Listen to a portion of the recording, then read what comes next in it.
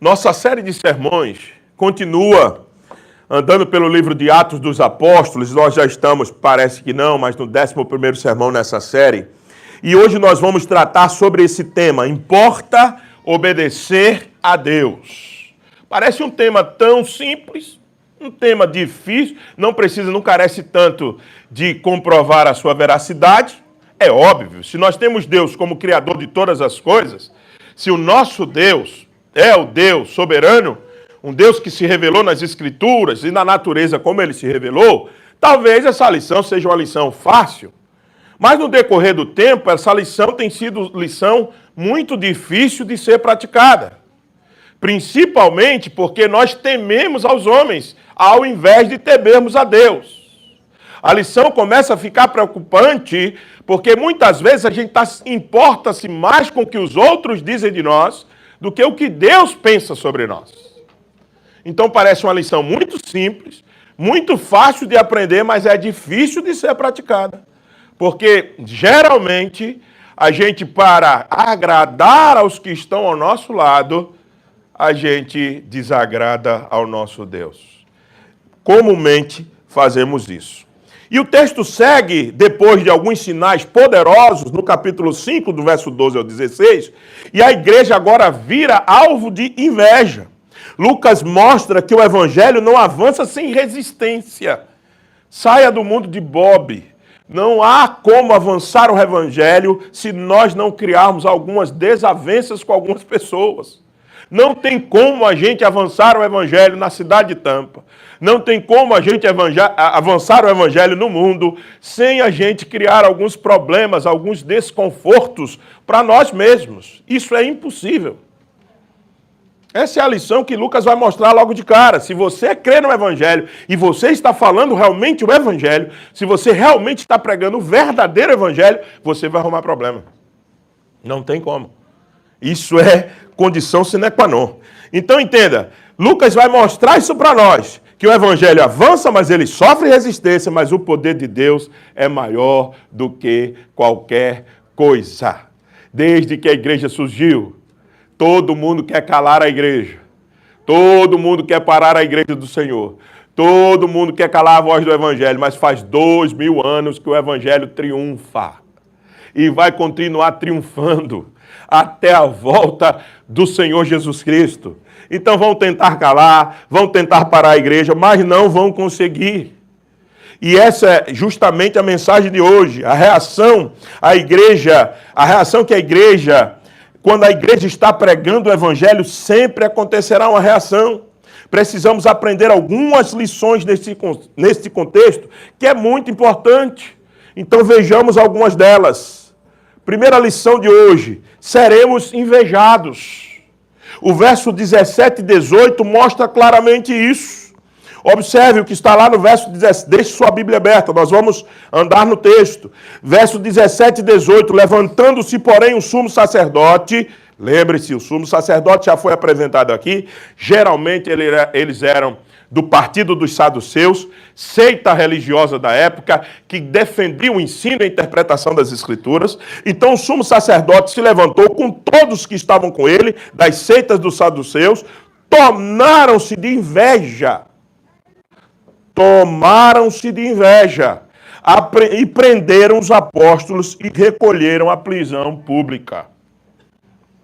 Geralmente, quando nós estamos pregando o evangelho, injustiças vão acontecer, e aqui está uma. Quando se está pregando o evangelho, nem toda recepção será bem-vinda. Haverá inveja, haverá prisão, haverá sofrimento. A gente precisa entender isso. Enquanto nós estamos sentados aqui, em Tampa, Flórida, Estados Unidos, num bom ar-condicionado, cadeiras um tanto quanto confortáveis, tem irmãos nossos para pregar o evangelho, nesse momento estão sofrendo. Estão sofrendo perseguição, estão presos por causa do evangelho, nesse exato momento. Estão sendo perseguidos, estão sendo invejados, estão sendo presos injustamente. E é isso que acontece quando a gente se levanta para proclamar o evangelho. É preciso a gente entender isso. Então veja só. Levantaram-se o sumo sacerdote e os seus partidários, cheios de inveja. E a motivação qual era? Era justiça? Alguém estava fazendo algum mal a alguma pessoa para ser preso? Qual era a lei que os apóstolos estavam quebrando por proclamar o evangelho? Qual a lei? Por que prisão? Isso é injusto. Se fosse porque eles estavam maltratando, roubando, pressionando o povo, ok, prendam esses homens. Mas eles estão levando que tipo de palavra? De vida, de restauração, de volta de sentido da existência. Aí o que é que eles recebem em troca? Prisão, injustiça, inveja. Então, portanto, a gente tem que entender, se você estiver proclamando o evangelho, prepare-se. Você vai sofrer algum tipo de inveja, algum tipo de perseguição. Se você está querendo viver o evangelho na sua vida, prepare-se. Você vai sofrer algum tipo de inveja ou de perseguição. Entenda isso. Muitas vezes a oposição ao evangelho não é racional. Ela é fruto de emoção, de inveja, de sentimento ruim. Por quê? Porque o evangelho enfraquece poderes, tira a gente da nossa condição. O evangelho faz com que eu e vocês nos coloquemos todos no mesmo patamar. E os homens não gostam disso, os homens são invejosos. Eles querem ser tratados diferentes de acordo com a posição social que eles têm e com a posição financeira e econômica que eles têm. E o evangelho vem e diz, não, queridão, todo mundo é igual diante do Senhor, todos estão pecadores. E nós precisamos urgentemente da graça que há em Jesus, para que a gente possa ter relação com Deus de novo. Então o evangelho nivela todo mundo, é por isso que ninguém gosta. O evangelho não idolatra ninguém. Essa aqui é a grande situação. Então vejam, a motivação não era justiça, mas inveja e falta de crescimento. Hoje também há muitas resistências, motivadas por ciúme, por medo de influência do evangelho. E a pergunta é, você está vivendo isso? Porque deixa eu dizer uma coisa para você, se você estiver vivendo o evangelho, você vai colher algumas inimizades. Você vai colher algumas invejas. Você vai colher algumas perseguições. Não tem jeito. Não tem jeito. Isso é ruim, às vezes, de ser dito, ruim de viver, mas é a realidade. Veja, observe. O nosso Senhor enfrentou isso. Quando o Senhor pegou um chicote e meteu o pau na turma que estava fazendo o templo de negócio, de comércio, se lembra desse episódio? Os liberais que estavam vendo a cena diziam o que deles? Eita, esse homem é muito radical. Olha para aí, que coisa feia. Ninguém fala disso. Os liberais não gostam desse texto de Jesus. Meteu o cacete mesmo, chicote mesmo. Ficou todo mundo marcado mesmo. Não ameniza o texto. O texto é esse. Jesus pegou o chicote e meteu o cacete. E alguém disse assim, não, porque ele ficou muito agitado na hora e ficou nervoso, e ele é humano, e ele pode ter excedido. Não. Tu sabe quanto tempo para fazer uma azorre? No mínimo 5, 6 horas.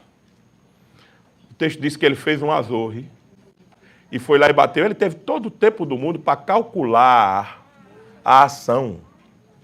E ele foi e escoteou. Os liberais estão vendo aquilo dizendo, homem bruto. Homem bruto. Que coisa. Que deselegante fazer isso com o povo. Numa outra cena, Jesus está comendo com quem? Com fariseu, publicano, prostituta, tinha tudo na sala. Aí os radicais estão do lado de cá dizendo, para aí, que homem liberal, numa festa dessa, num mundanismo desse, né? Envolvido com prostituta, com... Então, observe, quando você está no caminho do evangelho, você vai apanhar dos dois lados. Os liberais vão olhar para você dizendo, esse cara é muito radical. E os radicais vão olhar para você e vai dizer, esse cara é muito liberal. Então você apanha dos dois lados. Quando você está no caminho do evangelho, se prepare, você vai sempre apanhar. De um grupo ou de outro. O que você tem que se certificar é se você está no caminho do evangelho mesmo. Se você não está no caminho do legalismo, de querer apenas cumprir leis, estabelecer leis que você estabeleceu e não que o evangelho estabeleceu. Você tem que entender se você está no caminho da libertinagem, porque em defesa da liberdade cristã a gente se mete em libertinagem, a gente dialoga com conteúdos pornográficos e sexualidade muito exacerbada por causa da liberdade cristã, bebidas e etc. E a gente está cheio de vícios e a gente diz que a gente é livre para fazer todas as coisas. Quem me conhece sabe que eu não sou contra a questão da bebida, eu sou contra o vício, o excesso e a perversidade, a perversão, desculpe melhor, que essas coisas trazem. Então, você tem que entender, eu não estou no legalismo, eu não estou na libertinagem, estou no caminho do Evangelho. Se eu estou no caminho do Evangelho, se prepare, você vai apanhar dos dois lados. É isso que está acontecendo com os apóstolos aqui. O que é que eles estavam fazendo demais? Anunciando o nome do Evangelho, o nome do Senhor Jesus. O que é que eles aconteceram com ele? Preso, cadeia. Agora aí vem a segunda lição do texto. Lembre-se, quando você estiver num contexto desse sendo perseguido, o Senhor, Deus, providenciará o livramento. Louvado seja o Senhor por isso. Deus não nos deixa numa condição inferiorizada, humilhada, injusta o tempo todo. Deus não impediu aqueles homens de ir para o cárcere, mas Deus interviu na vida daqueles homens quando eles estavam no cárcere. Entendem isso? Então veja, às vezes nós vamos sofrer consequências por causa dessa perseguição, mas haverá intervenção da parte de Deus. O que é que Deus manda lá? Um anjo. Veja o verso 19 a 21 da sua Bíblia. O que é que diz lá o verso 19 e 21? Mas de noite um anjo do Senhor, tá? Algumas pessoas podem entender que isso aqui fosse uma referência a Cristo, eu não acredito que seja, porque as referências a Cristo, as teofanias, aquelas formas que o Senhor sempre aparecia, era o anjo do Senhor, não um anjo do Senhor. O artigo aqui é indefinido e, portanto, é um anjo do Senhor. Eu entendo que isso deveria ser um anjo mesmo, que o Senhor tinha enviado e não o Senhor Jesus Cristo. O Senhor Jesus Cristo, nas teofanias do Antigo Testamento, ele sempre é definido, artigo definido, o anjo do Senhor. Aqui é um anjo do Senhor, abriu as portas do cárcere e conduziu-os para fora e lhes disse, ide, apresentando-vos no templo, dizei ao povo todas as palavras da vida. Tendo ouvido isto, logo ao romper do dia, entraram no templo e ensinavam. Tem muita coisa nesses dois versos que você precisa parar e entender. Presta atenção. Primeiro, um anjo vai lá e intervém. Ninguém vê isso. Por que eu sei que ninguém vê? Porque no decorrer da narrativa, lembra-se disso? Os caras vão estar lá no cárcere e está lá a guarda do mesmo jeito. Você lembra que eles disseram isso? Oxe, a guarda está lá, não tem porta aberta, não tem nada. O que aconteceu? Onde é que estão esses homens? Eles estão lá de novo no templo. Ninguém viu. Como assim? Parece que o texto indica que há um milagre aqui acontecendo. Deus faz milagres para intervir nas injustiças que o seu povo sofre. Deus faz milagres para livrar-nos de situações que nós não produzimos pelos nossos pecados, mas que o Evangelho produziu por causa do seu grande poder. Então entenda bem, há um milagre aqui acontecendo. O anjo vai, abre, tira e manda eles de volta. Aí é outra coisa que me chama muita atenção.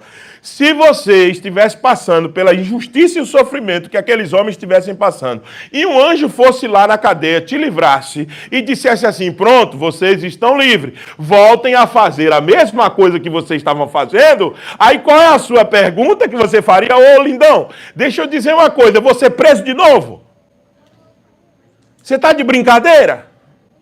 Você manda eu voltar a fazer aquilo que me prendeu? E esses homens não dizem nada. Eles voltam para lá como o anjo mandou, para serem presos de novo.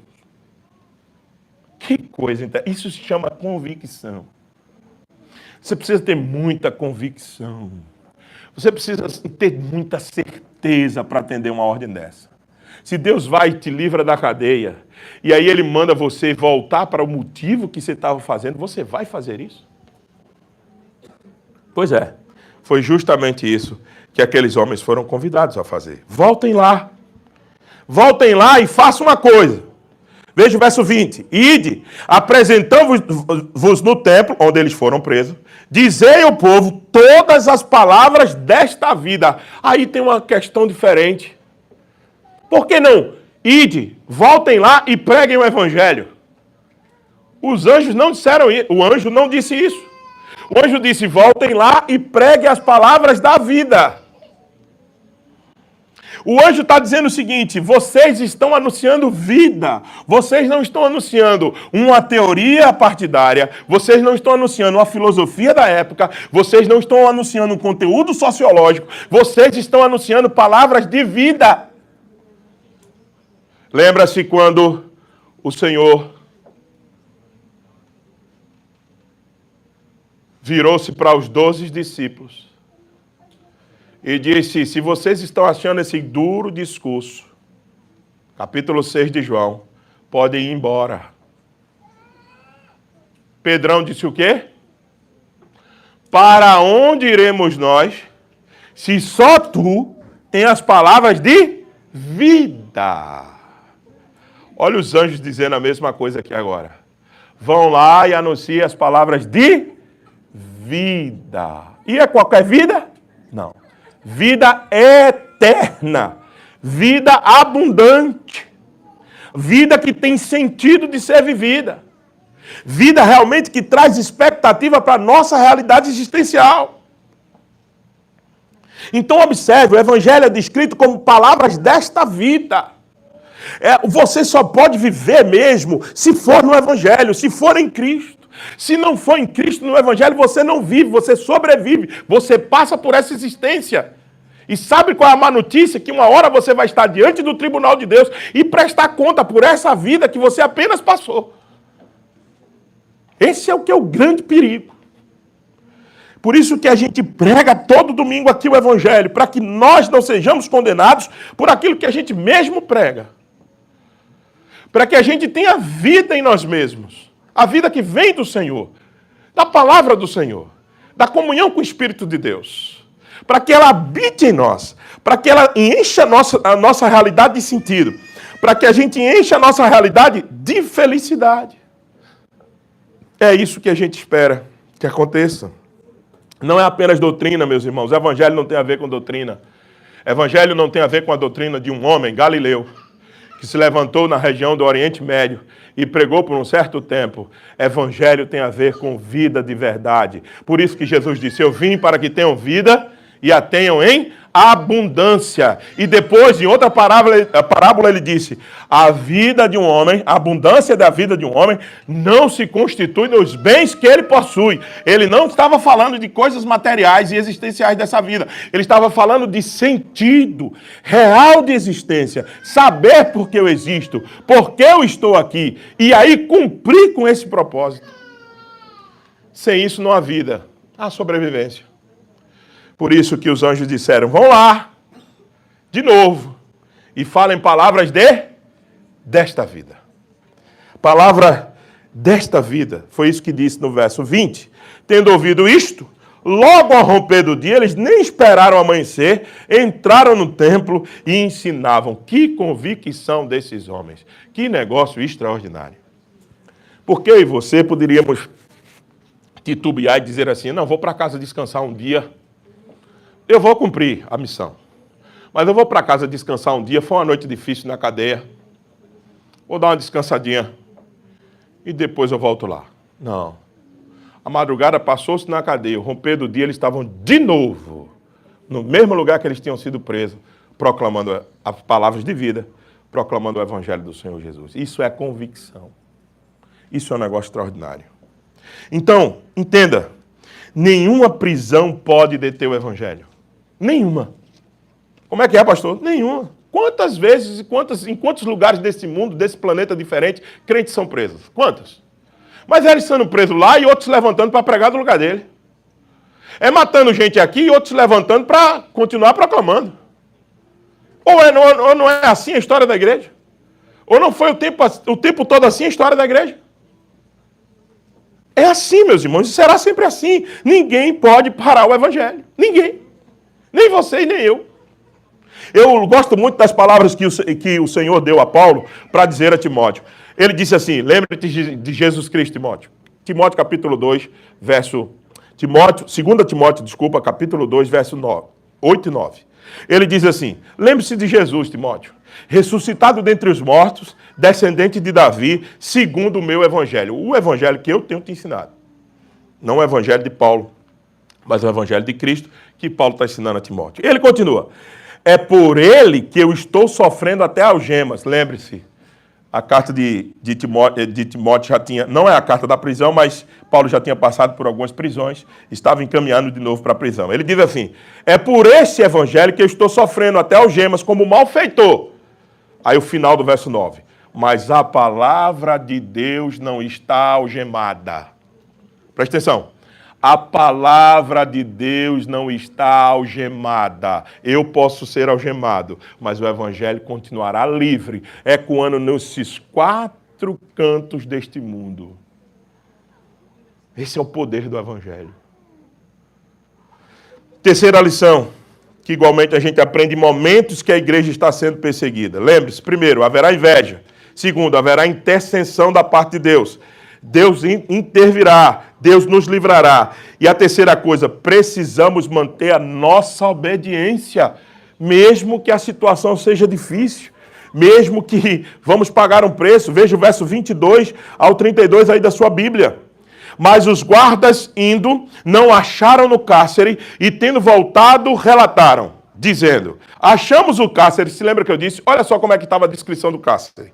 Cárcere fechado, com toda a segurança, e as sentinelas nos seus postos junto às portas. Mas abrindo-as, ninguém encontramos dentro. Se lembra do milagre que eu disse? Olha aqui descrito. Nós voltamos lá, quando chegamos lá, as sentinelas estavam na porta, os cárceres todos fechados, está tudo lá, só tem um detalhe, os caras não estão mais lá. Como assim? Milagre? O anjo interviu, e por isso que nós acreditamos em milagre, as escrituras dizem que ele acontece. O anjo foi lá, interviu, tirou, e absolutamente ninguém viu quase nada. Não sei como foi feito, talvez colocou-os para dormir, mas de sorte que estava tudo lá, exceto os prisioneiros. Veja o verso 25. Achamos o cárcere fechado, 24, desculpe. Quando o capitão do templo e os principais sacerdotes ouviram estas informações, ficaram perplexos a respeito deles do que viria a ser isto. Nesse ínterim, alguém chegou e lhes comunicou, eis que os homens que recolheste no cárcere estão no templo ensinando o povo. Nisto, indo o capitão e os guardas, os trouxeram sem violência, porque temiam ser apedrejados pelo povo. Veja, o povo ia resistir à prisão dos apóstolos, eles não trouxeram. Trouxeram-nos, apresentando-os ao sinédrio, e o sumo sacerdote os interrogou, dizendo, expressamente vos ordenamos que não ensinaste nesse nome. Contudo, encheste Jerusalém da vossa doutrina, e quereis lançar sobre nós o sangue deste homem. Veja só, o que está acontecendo aqui. Lembra-se que no capítulo 4, esses mesmos homens, os apóstolos, foram presos. Por quê? Porque estavam ensinando no nome de Jesus. O sinédrio traz eles de volta, com medo de ser apedrejado, mas trazem, e interroga-os dizendo de novo, mas a gente não disse a vocês que parassem. Por que vocês não pararam, gente? A lei que a gente disse, a ordem que a gente disse para vocês, foi uma ordem que vocês não entenderam, por acaso. A gente disse, não falem, vocês vão impregnaram Jerusalém com a doutrina de vocês. Aí vem o ponto auge, o versículo central dessa passagem. Então Pedro e os demais apóstolos afirmaram, antes importa obedecer a Deus do que aos homens. Sim, vocês deram uma lei, sim. Sim, a gente entendeu a lei que vocês deram. Só que tem uma coisa. Todas as vezes que a lei de vocês, do governo de vocês, for contra Deus, nós não vamos obedecer vocês. Porque importa obedecer a Deus do que aos homens. Eu pergunto a você, alguma coisa mudou de lá para cá? Por isso que a gente defende constantemente que a posição da igreja como instituição é uma posição livre para continuar denunciando o erro de qualquer governo, de qualquer espectro político, partidário, sociológico, porque nós não vamos nos curvar diante de homens, nós nos curvamos diante de Deus. E todas as vezes que um lado ou outro der uma ordem, uma lei que não é de acordo com a vontade do Senhor, nós vamos dizer, importa obedecer a Deus do que vocês. Esse é o ponto. É isso que Pedro está dizendo. Então nós precisamos manter a nossa obediência a Deus. E manter a obediência a Deus é difícil. Os apóstolos são levados diante do Sinédrio, proibição explícita de pregar em nome de Jesus, mas Pedro diz, não vamos fazer isso. Ele proclama novamente a ressurreição. Veja, e se eles só tivessem dito isto, já era demais. Mas não, eles pregam de novo para o Sinédrio. Não perdem a oportunidade. Estão diante do governo que estão o prendendo e o ameaçando. Então deixa eu dizer de novo a vocês. Vejam só o que está no verso 30, extraordinário. O Deus de nossos pais ressuscitou a Jesus. Vocês não querem ouvir isso não, mas eu vou dizer agora, na cara de vocês, de novo. O Deus de nossos pais ressuscitou a Jesus, a quem vós matastes, pendurando no madeiro. Vocês mataram Jesus. Os caras foram presos, meus irmãos. Os caras tinham acabado de sair da cadeia. Os caras disseram na cara deles, nós estamos desobedecendo a vocês mesmos. E não pararam por aí. Isso é convicção. Sabe de uma coisa? Então ouçam de novo. Vou pregar o evangelho de novo para você que me prendeu. Que negócio é esse? Essa é a loucura boa do evangelho. Isso é louco.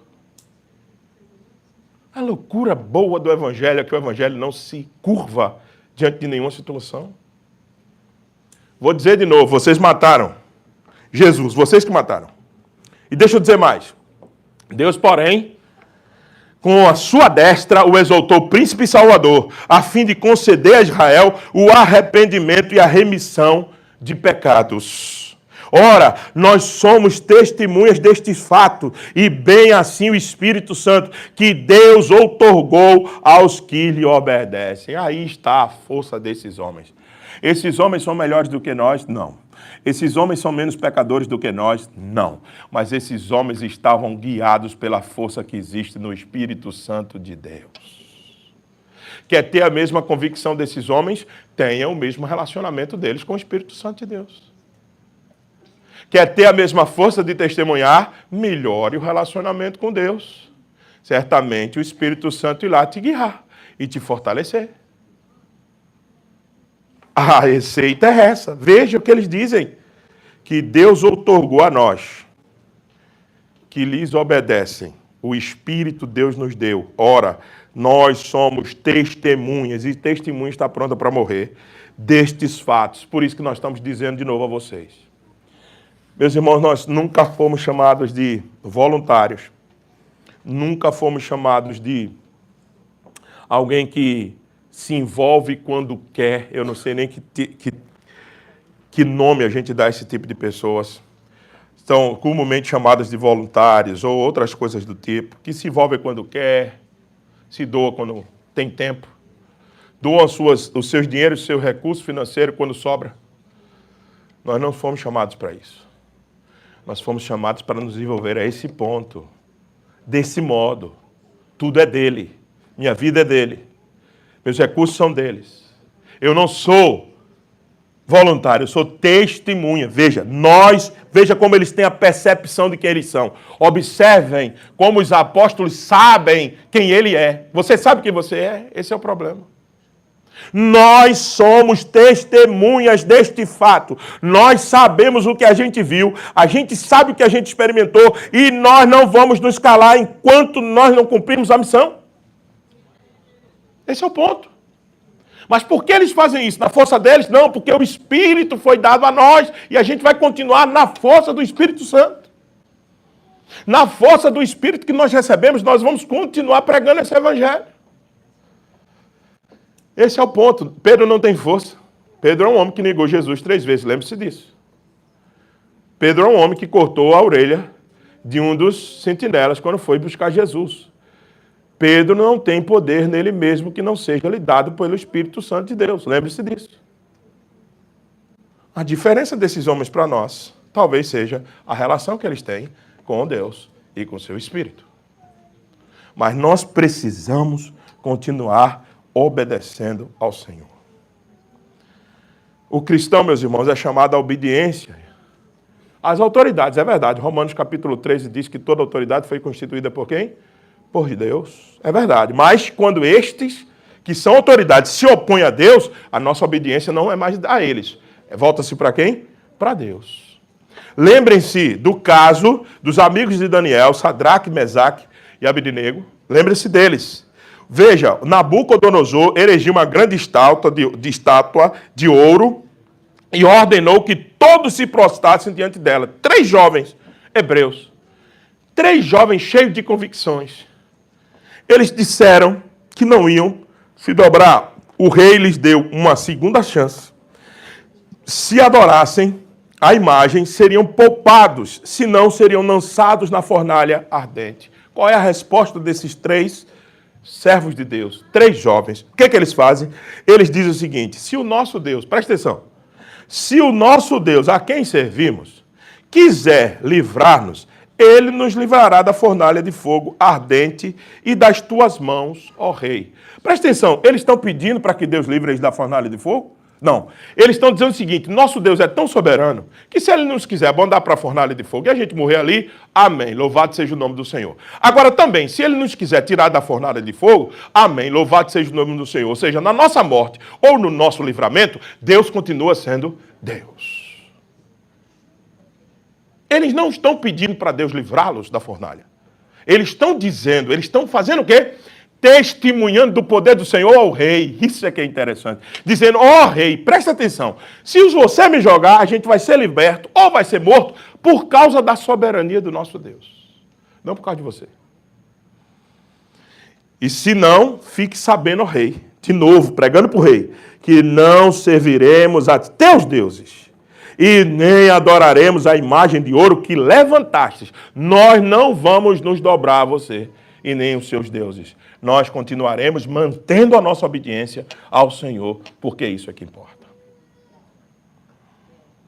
Eles foram lançados, vocês se lembram. Mas o próprio Filho de Deus, ali sim, o anjo do Senhor, e não um anjo. Em Atos 5 é um anjo. Lá em Daniel, no livro de Daniel, é o anjo. Ali sim, Jesus Cristo entra na fornalha de fogo e eles saíram ilesos e o rei reconheceu a glória do Deus Altíssimo. Lições para nós: obedecer a Deus é mais importante do que a vida. Ah, eu vou obedecer o Senhor, mas vou perder minha vida. Que seja. Que seja. Eu já a tenho. Aquele que perder a sua vida, acha lá. Essa é a mensagem do Evangelho. Se vocês perdem a vida de vocês por causa de mim, vocês já ganharam a vida. Então eu não tenho mais por que temer perder a vida. Por que temer perder a vida se eu já ganhei em Jesus Cristo? Eu estou livre para fazer, para obedecer o que é necessário.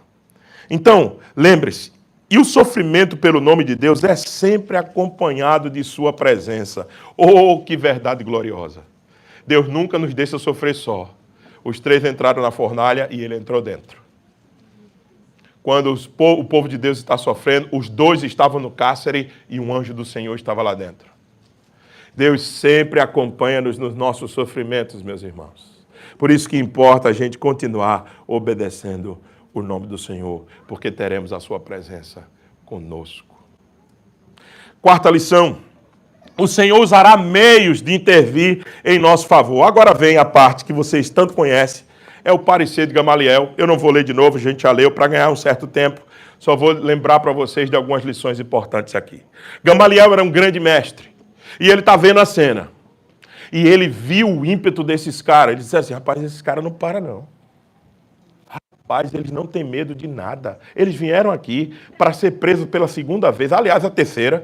E eles dizem na cara desses caras o que eles disseram. Gamaliel está vendo aquilo, disse, opa, isso é estranho. Aconteceu uma vez com Teudas, ele juntou umas 400 pessoas, morreu e os caras vazaram. Aconteceu segunda vez com Judas, outro Galileu imitando o Senhor Jesus. E esse Galileu levantou-se, juntou meia dúzia de gente aí, mas quando ele morreu a turma vazou. Só que esse outro Galileu, esse Nazareno, ele levantou um monte de gente e ninguém está parando. Já são mais de 5.000 pessoas. E só faz crescer todo dia. Aí Gamaliel, com um pouquinho de sabedoria, disse, o negócio está diferente, está meio estranho isso aqui. Ele chama os caras e diz assim, ei, para tudo aí. Deixa eu dizer uma coisa para vocês. Vocês se lembram daqueles dois casos, de Teudas e de Judas? Vamos fazer o seguinte. Deixa rolar, tira a mão, solta a mão dos caras. Deixa eu te falar uma coisa, porque se for de Deus, vocês estão lutando contra Deus. Se for de Deus, vocês estão lutando contra quem vocês dizem temer. Então tira a mão, queridão. Deixa os caras. Agora, se não for de Deus, o que vai acontecer? A mesma coisa que aconteceu com Teudas e Judas. Vai acabar o movimento. Já acaba. Fica tranquilo. Gamaliel deu essa grande palavra de sabedoria. Aqui é sabedoria mesmo. E não esqueça, Gamaliel foi um dos instrutores do apóstolo Paulo. Paulo estudou com Gamaliel. Paulo estudou aos pés de Gamaliel. Então, era um grande sábio da época que leu, fez a leitura correta e disse assim, tem coisa diferente, então é melhor vocês tirarem a mão e deixem eles acabarem por si só. O que está acontecendo aqui? É que Deus está usando um cara do lado de lá, vamos dizer assim, do lado da seita dos saduceus, para intervir em favor do seu povo. Lembre-se, o conselho queria matar os apóstolos. Gamaliel, fariseu, respeitadíssimo, grande intérprete da lei judaica, um grande fariseu. Lembra de movimentos anteriores que fracassaram. E ele conclui, se essa obra de Deus, não poderemos desfazê-la. Não mesmo. Então Deus usa até opositores para preservar a igreja. Deus usa até quem é contra a igreja para preservar a igreja, mostrando que Deus intervém. O conselho de Gamaliel nos lembra que a obra de Deus não pode ser destruída. Quando a igreja é fiel, nenhuma perseguição pode deter o plano divino. Quando a igreja é fiel, cuidado, tem muita igreja dizendo que está sofrendo aí, inclusive escândalos famosos, e dizendo que é perseguição. Não. É roubalheira mesmo. É que eles estão indo contra Deus mesmo. E Deus vai puni-los. Deus vai expô-los em praça pública. Como está fazendo aí. Tá certo? Com muitos. Deus está despindo-os, deixando nus na praça pública da fé para que eles entendam que eles não podem brincar com Deus. Isso não é perseguição. Isso é castigo da parte do Senhor, retribuição da parte do Senhor, porque com o nome de Deus não se brinca. Então, muitos aí estão dizendo que estão sendo perseguidos. Eles não estão. Eles estão colhendo a consequência da roubalheira, do desvio, da escravidão da fé. E cuidado com isso. Agora, os crentes fiéis, a verdadeira igreja, ela será perseguida, será. Mas Deus sempre vai livrá-la e fazer com que ela intervenha. Último ponto para a gente fechar. Precisamos entender que é privilégio sofrer pelo nome de Cristo. Oh, que lição difícil, meus irmãos. É entender que sofrer pelo nome de Cristo é uma grande coisa. Veja, a partir do verso 41, verso 40, melhor, chamando os apóstolos, açoitaram. Depois de receberem o conselho de Gamaliel, não satisfeitos, podiam ter soltado os apóstolos, era assim, não, vamos dar uma coça deles ainda.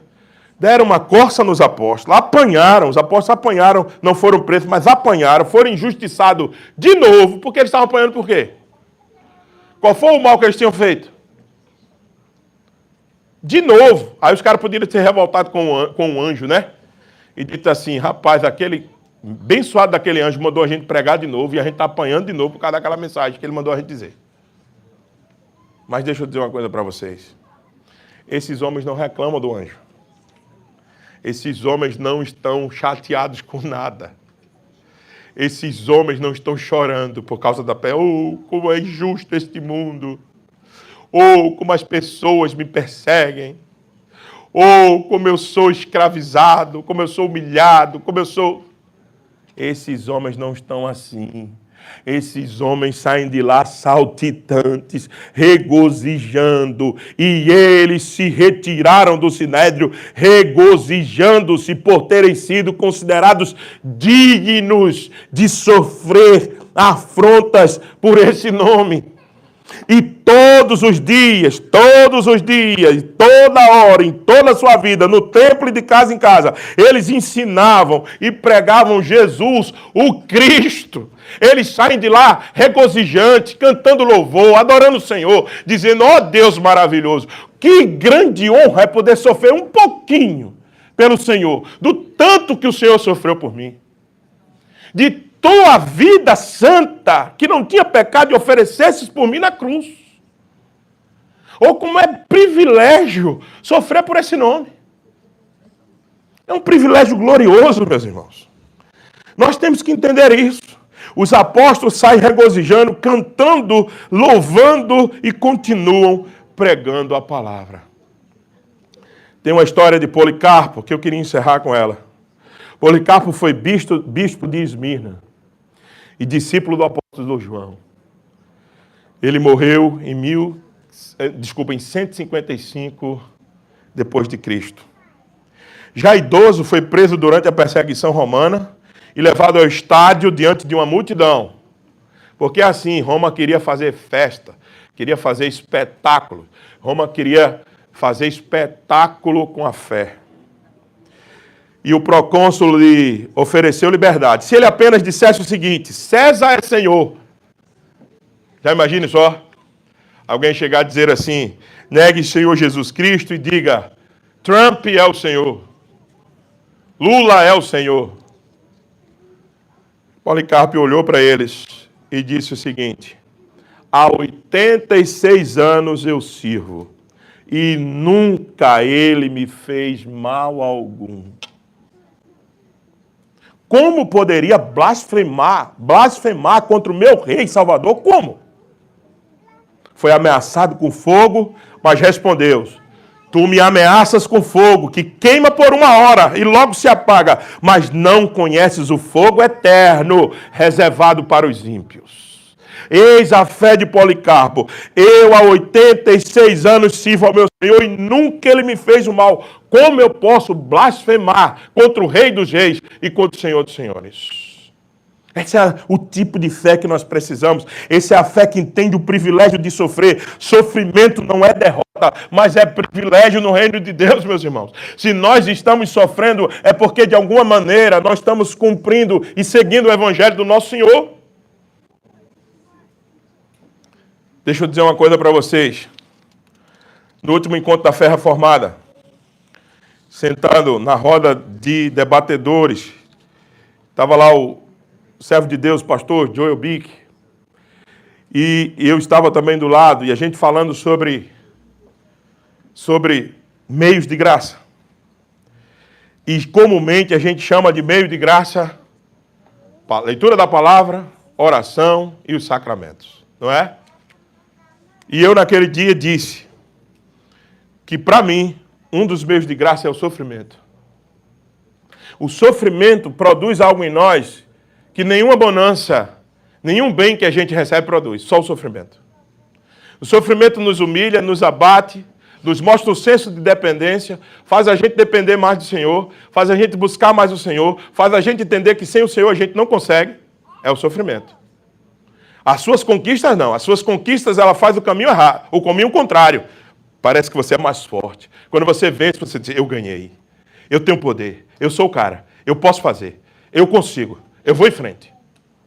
É nos sofrimentos que a gente se coloca na posição que nós devemos sempre estar, na dependência do Senhor. E eu disse isso e Joel Bick afirmou que essa era a visão dos puritanos. Eu não sabia naquela hora. Ele disse, os puritanos classificavam os sofrimentos como sofrimento, como condição de meio de graça. O que é um meio de graça? É um meio que te fortalece, é um meio que traz graça para a sua vida. Não rejeite o sofrimento imposto a você. Se você não está fazendo nada errado, receba-o, abrace e diga, Senhor, mantenha-me fiel ao Senhor. Não me deixe blasfemar. Não me deixe pecar contra o Senhor. E se mantenha firme naquele sofrimento que Deus te dá. Isso é loucura, essa mensagem, pastor, para o mundo de hoje. O mundo diz, quem sabe faz a hora, não espera acontecer. Venha, você é forte, você triunfa. Passe sobre o seu sofrimento. Pega agora as suas redes sociais e veja 10 igrejas. Acompanhe 10 igrejas hoje, no domingo. Alguns cortes que eles vão fazer. 9 cortes. Diz assim, você pare de sofrer. Você é maior, você vai vencer, você triunfa. Não, o evangelho diz, sofra. O evangelho diz, suporte. O evangelho diz, seja fiel. O evangelho diz, se alegre quando você estiver sofrendo. O evangelho diz, é glorioso. É privilégio glorioso sofrer por Cristo. Esse é o verdadeiro evangelho. Um evangelho que a gente quer correr. A gente precisa abraçar o que Deus está colocando para nós. E saber que Ele é poderoso para intervir, para nos livrar e nos socorrer sempre na hora que a gente precisa. Você não está só. Ele está na fornalha com você.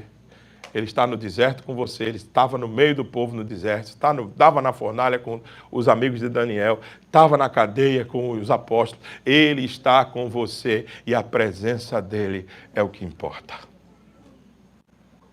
Portanto, estamos preparados para obedecer a Deus sobre todas as coisas. Eu disse para vocês na introdução dessa mensagem.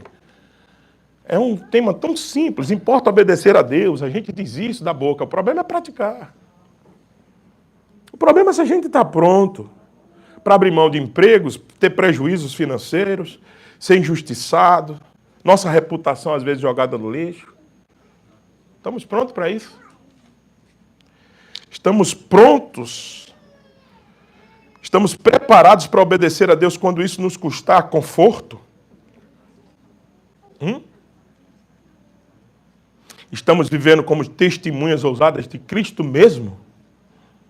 Ou confiando na obra invencível dele? Ou você quer dar uma ajudinha ao soberano, porque talvez você ache que ele não está conduzindo bem a sua vida? Todos nós temos algumas supostas queixas a fazer ao Senhor. Todos nós queríamos ensinar a Deus como Ele deveria conduzir as nossas vidas. Todos nós temos um quezinho escondido. Todos nós queríamos dizer assim, se a gente pudesse, Senhor, faz diferente. Não é? Mas eu queria que nessa hora a gente entendesse que Ele está fazendo exatamente o que Ele tem que fazer com a minha e com a sua vida, porque Ele sabe, se Ele soltar um pouquinho, nós nos desgarramos. E Ele sabe, se nos der a mais, para onde o nosso coração vai. Ele sabe exatamente a porção que a gente tem que ter. Ele sabe disso. Confie no seu governo. Confie no governo absoluto do Senhor. Não reclame. Trabalhe, ore, dê o seu melhor e deite e durma. Confiado inteiramente no Senhor. Que Deus nos abençoe, meus irmãos. Vamos louvar ao Senhor respondendo a palavra que nós ouvimos nessa manhã com o Ministério de Louvor. Fiquemos de pé e louvemos o nome.